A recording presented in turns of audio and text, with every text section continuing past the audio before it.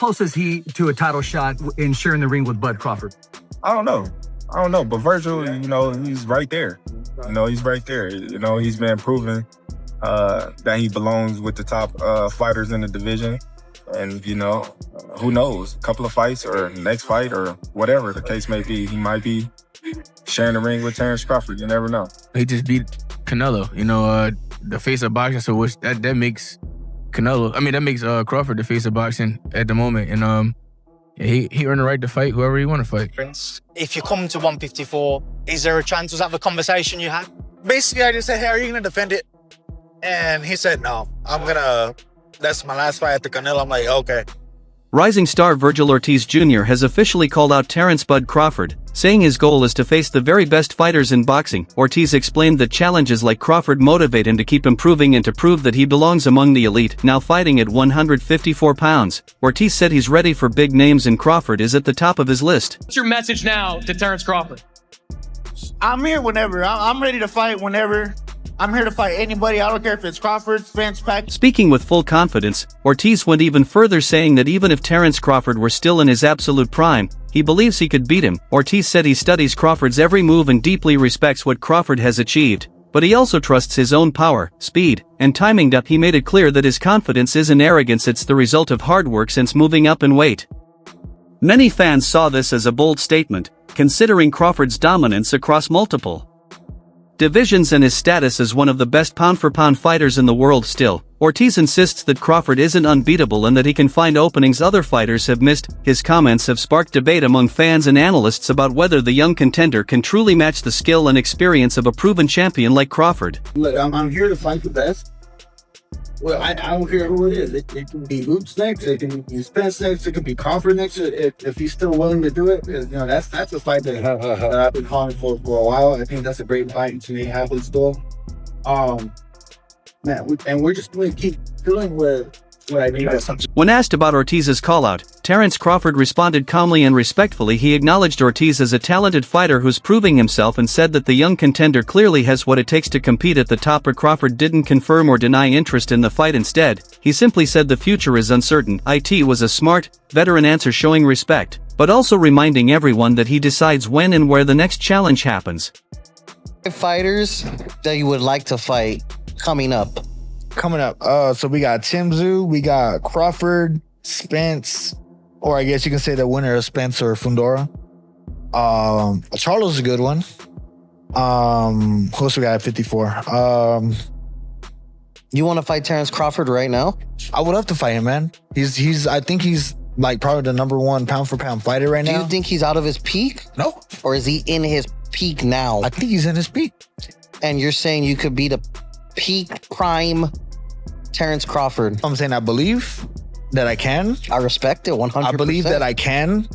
No, I respect him as a fighter, though. That's the thing. When I want to fight people, it doesn't mean that, I don't like you. Like, let's get it on. It's more like I respect your skills and I want to see if I can beat you. After Ortiz's victory over Israel Madrimov, fans began comparing his performance to Crawford's own fight against the same opponent. Crawford quickly addressed those comparisons. He said that while Ortiz did win, he didn't look dominant and that Madrimov didn't seem as sharp or conditioned as he was when Crawford fought him. According to Crawford, that fight didn't really prove how Ortiz would perform against elite-level opponents. His tone was calm but confident, a subtle reminder that experience, strategy, and ring IQ still set him apart from the rest. He just, he was more prepared for my fight. If you watch him, he was winning the fight, and he gassed out. Oh yeah, that's true. He gassed out, and he said from, I don't know what type of sickness he had. So condition-wise, he wasn't as prepared. Yeah, that he had to pull out the first fight and come back.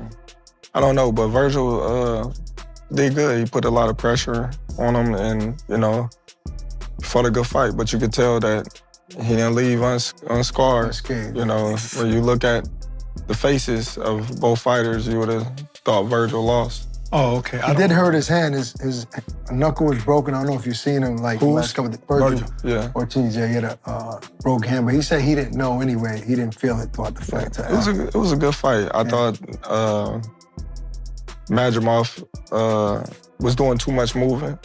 Right. In the beginning rounds, which that was getting him the rounds in the bank, but at the same time, he was exerting too much energy. How do you feel about when people say, because Eddie Hearn said it, a few people were saying it, that you moved up to 154 and you didn't have the success that you had in all these times. So they're thinking it's because of the weight, when I'm saying it's the style. Majimov wasn't trying to commit as much, and you hurt him, he never hurt you. Right. So how do you feel about everybody saying that? Well, I laugh. I won the fight. They making it seem like I lost. Well, Eddie was like, no, I think that night in August, he was like, no, I don't know about that. I think, no, Eddie was, I believe Eddie was saying that. Eddie was complaining about the scorecards. Nobody said, man. Eddie was saying that it was closer than that, and maybe Majimov could have won. He was saying, I think he will. I think he will. He's trying to get you mad at Eddie. No, I'm not. Crawford's next big move is already confirmed that he's scheduled to fight Carlos Adams on March 28th in Omaha, marking his debut at 160 pounds, the middleweight division. Crawford has said he plans to stay at this weight for a fight or two to chase another title and become a 3-division undisputed champion. Adams is known for his strength and endurance, making this a solid first test for Crawford at a heavier weight. Still, fans are asking the big question: will Crawford ever drop back down to 154 to face Vergil Ortiz or Jaron Boots? For now, Crawford's focus is on proving that his elite skills still work against naturally bigger fighters. Analysts believe that if he wins at 160, his legacy as one of the all-time greats will be even stronger. Terence Crawford in their sights, because they all understand that Terence Crawford can drop down to middleweight after defeating Canelo in September and becoming the undisputed super middleweight. Terence Crawford can now drop down to middleweight, 160, right? And become undisputed at 160 with 1 to 2 fights. 2 fights max, right? He'll be 39 years old in September. 2 fights, Terence Crawford can become undisputed, max, at 160. He can fight Carlos Adames in March. And then he can fight the winner of Lara versus Janibek in the summertime, August, right? And this gives Terence Crawford the history he needs to 1000% cement himself as, in my opinion, it's all opinionated, but this just cements Terence Crawford as top 5 greatest boxers in history. In my opinion. It cements him as top 5 greatest boxers in history, because this will make Terence Crawford a 6-division champion and 4-division undisputed champion. That's what that makes Terence Crawford. That's historic.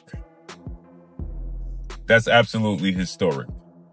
And if Terence Crawford can pull that off, becoming a 6-division champion and a 4-division undisputed champion, that's massive, right?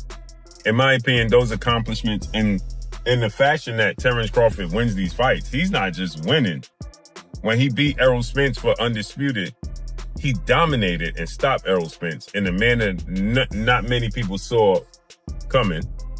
When he fought Canelo Alvarez, he did exactly what I thought he was going to do, dominate that fight, make it look easy. Can be, even when both fighters clearly want the bout. Can't ask for more than that. So I thought it was a great performance. Vergil's a great fighter. This is not, there's nothing but respect from us, but we just know we win.